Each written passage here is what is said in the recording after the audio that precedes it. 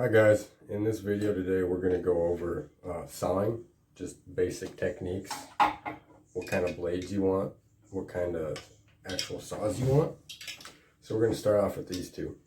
The one I just put away is the same as this one, just a smaller version. This is an Eclipse saw. This is a German style saw. They're both piercing saws. And these two are 3-inch saws. The reason I have two 3-inch saws is because this is a really sturdy frame. It's robust. I don't think it'll ever break on you, but it has a slight kink to it, so your cuts have a hard time remaining flush up and down like this. Whereas this one, the frame is so lightweight that the tension from the saw, from the blade being pulled, will actually straighten the frame out.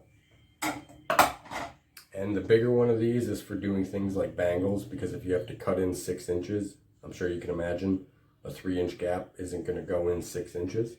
So those are saws. Blades are a tricky subject. If you don't have a lot of money, I advise you to not buy the expensive ones because you're going to be highly disappointed. You can either get blades like this, I just showed you. This is the brand I use for 3/0. This brand for 3/0, I've had no issues with it. I mean, you get a lot of breaks, but the blades cut just fine, and once you get your technique down, they don't break nearly as much. So the Rio blades, not a fan of them.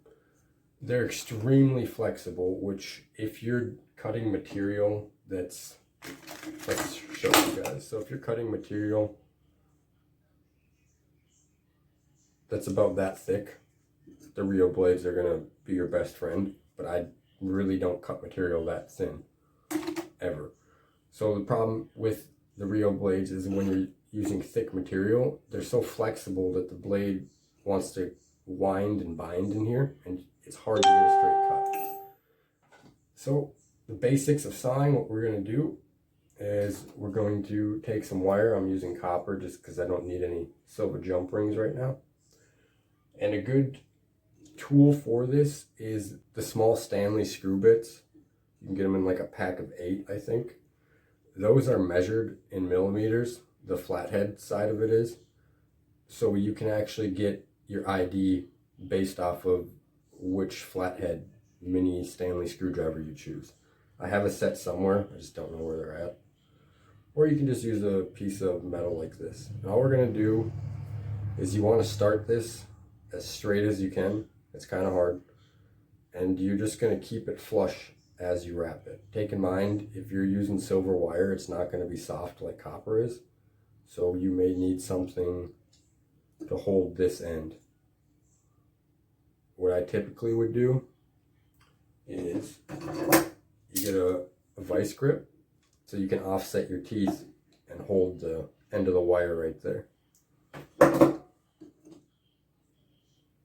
From my experience, dead soft wire will cut much easier, but half hard wire is more forgiving, with silver anyways. So one thing you're going to need is a bench pin. You should already know this if you're looking at this video. And what I'm going to do to start off with is I'm just going to cut these tails off, so it's more of like something you guys would use. Actually, you know what, I don't need to, because a bunch of copper coils stocked up ready to cut. So what you're going to do, there's a few ways to do this. How do you want your saw to cut? Do you want it to cut on the push, or do you want it to cut on the pull? This is personal preference. You're going to learn once you get into this stuff. Most of the techniques I show you, you're going to alter or not even do them because you like a different way. It's all personal. So you can cut them like this on the pull. You can cut them like this on the push. It's harder to push cut. So what I usually do is I'll just stick it in the corner here. You got to work your pin down a little bit.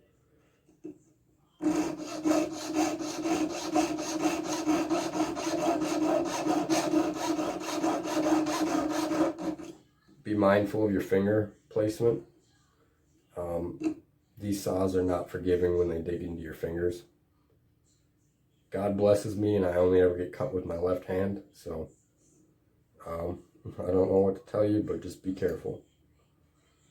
You don't really need to go straight with this because this is such thin wire that it takes no time for the saw blade to go through it.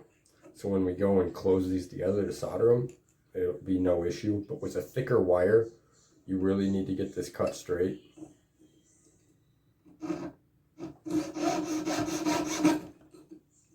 Typically, people will have a little tray underneath to catch them.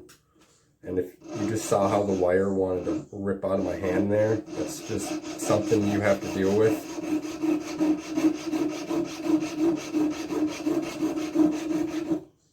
Alright, this isn't perfect by any means, but it's enough to get you guys into it.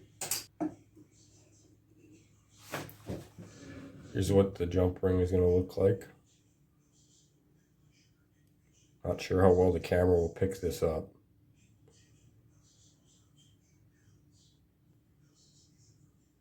Copper is really easy. I suggest starting with copper.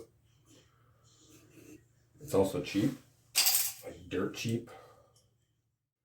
Okay, now we're going to go over a little different kind of sawing. This is a straight cut, and I'm going to be using a piece of silver for this just because I need a silver shank made. You're going to want a silver collection tray. The professionals, the leather shawl, something like that. It's a piece of fabric or leather that hangs below your bench. Their benches are made much different than mine. To start off, I didn't mention this earlier, but you're going to want some kind of lubricant. So I'm going to recommend this chalk-like stuff. Get it wherever you want. It's called Burr Life. Doesn't matter what brand you use. They're all pretty much the same. Same with the oil. I use this oil because it doesn't have a smell. Any oil that doesn't have a stink will work. The oil glides your cut a lot better, and it keeps your saw blade sharp longer, but it's such a mess to work with the oil for lubricant. I just try to forego it. I've already started this cut, but we'll flip it around and show you how to start. I use my fingernail. Not sure if the camera's gonna pick this up. Make sure you know which side of your cut is the waste side. And I'll use my fingernail to start my cut so that the saw blade holds still. And then you investigate the beginning of your cut. Make sure it's straight. This is where you can fix it. If you go beyond this point and it's crooked, it's really hard to fix. It's doable. Always cut on the outside of your line as well. That way you have room to work with if your saw blade gets off track. Now when you're in the metal about right here, you don't want to be cutting like this if it's straight. You want to have your blade turned. And starting off, you're going to have a whole lot of shaking with your hand, so expect blades to be broken. You're not doing it wrong, you're just learning. So don't get frustrated. A few things to point out. These handles are really long. You don't need about this much of the handle. If you notice, get your hand up as far as it can go. You don't want your hands to be turning red from a grip. If you've ever held a baby bird or a baby animal in one hand, that's the grip strength you want for your saw. When you have X amount of saw blade to use, try using the whole blade of the saw. That way it wears evenly and your blades will last longer.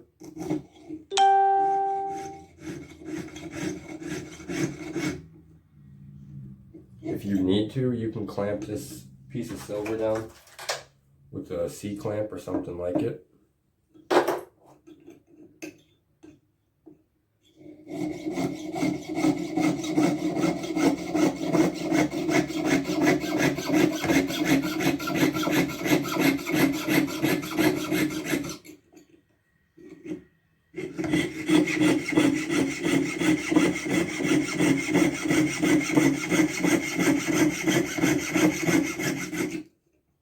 I recommend you go slow. I've been doing this for a while now, not years, just a good amount of time, and I learned quick. So take it slow when you're starting off, because if you go fast like that and you mess up, you're gonna mess up bad because of how quickly you're going.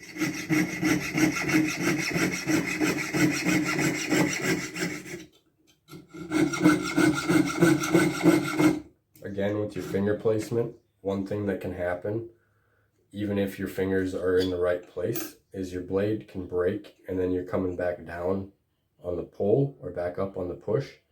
That since this blade is so thin and it shears off, you can actually stab yourself with it. So again, finger placement, you guys be careful. And with these thin blades, it's honestly, you guys, it would not take much to lop a fingertip off. You honestly don't even feel the cut until you see the blood either.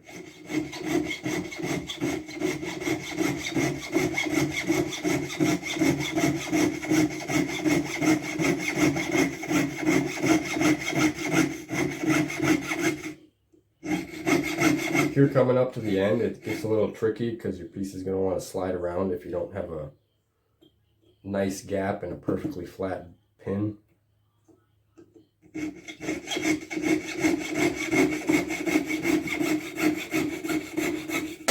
Don't be afraid to cut into your bench pin. They're made to be worn down and rebought or remade.